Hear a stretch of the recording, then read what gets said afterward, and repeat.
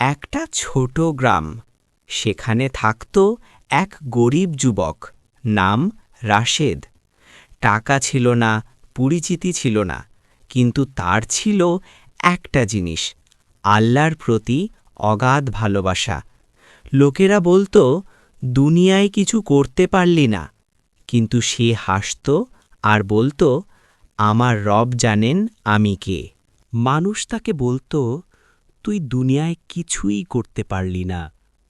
সে শুধু হাসত, চুপচাপ বলতো, আমার রব জানেন আমি কে।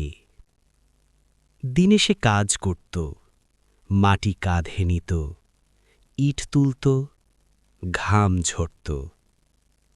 আর রাতে সে কাঁদত। একদিন হঠাৎ তার মা অসুস্থ হয়ে গেলেন।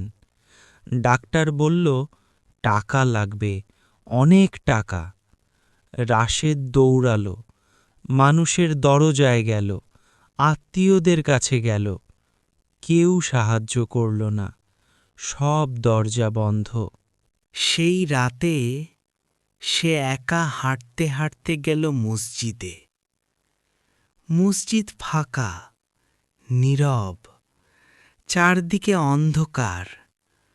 সে দাঁড়ালো, নামাজ পড়ল, তারপর সিজদায় পড়ে গেল।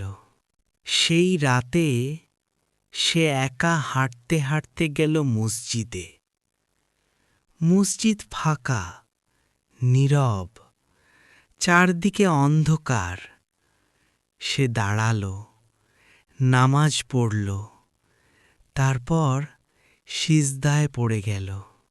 কাঁদতে কাঁদতে বলল, হে আল্লাহ, আমি দুর্বল, আমি অসহায়।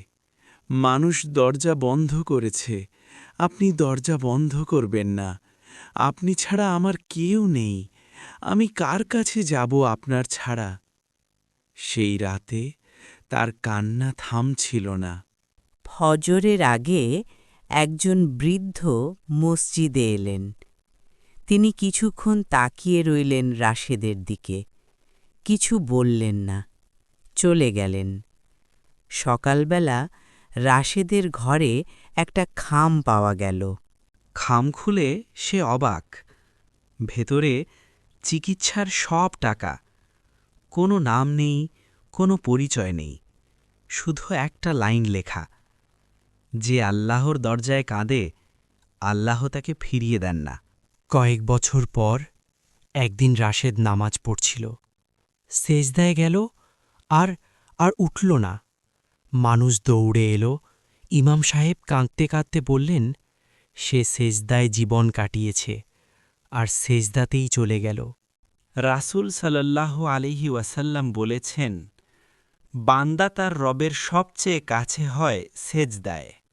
মুহাম্মদ সাল্লাল্লাহু আলাইহি ওয়াসাল্লাম। হয়তো আমরা বিখ্যাত না, হয়তো কেউ আমাদের চেনে না, কিন্তু আসমানে যদি তোমার নাম লেখা থাকে, তাহলেই তুমি সফল। আজ রাতে একটা সেজদা দাও, শুধু আল্লাহর জন্য। হয়তো সেই সেজদাই